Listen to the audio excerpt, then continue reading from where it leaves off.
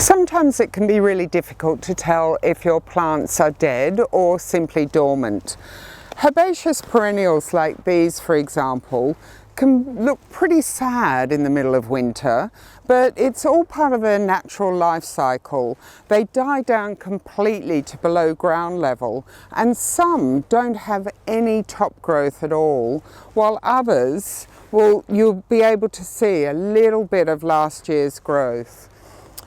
Even the ones that have got some top growth left, that will have been cut back quite hard, and that's just to tidy it up. But the best way to tell if these plants are still happy and healthy is to just gently tip them out of the pot and have a look at the root system.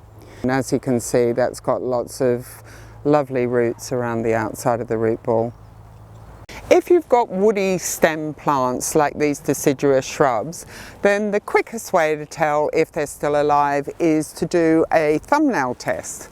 And basically that just means scraping your fingernail along the bark, and if you can see that it's green just below the outer surface of the bark, then you know that this plant is very much alive. And the good news about all of these plants, provided they're fully hardy and the ground's not frozen or waterlogged, they're ready to be planted straight out, and even in very low temperatures they will still often put on some root growth. So that means that when the temperatures do warm up, they'll just be shooting away like mad.